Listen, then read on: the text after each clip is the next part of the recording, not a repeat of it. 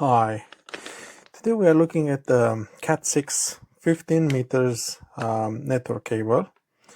It is a flat patch cord. That would be ideal if you want to put it under a door or under a carpet. Yeah, so let's have a quick look.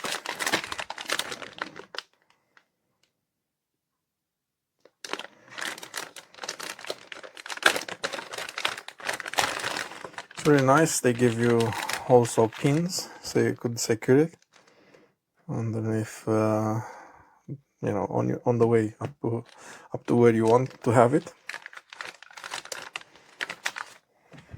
So yeah, that's how it looks like. You have this little cover.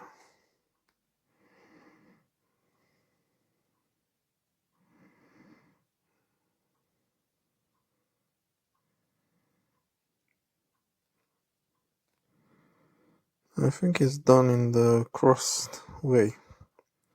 It's not straight. Yep. And that's how the cable looks like. Obviously, if you keep on, stepping on it, I don't know how long it will last, but it's a good alternative. Cat6 flat cable ROHS. Yep, so there you have it, guys. 15 meters is a lot. I think, if I'm not wrong, you can have it up to 90 meters.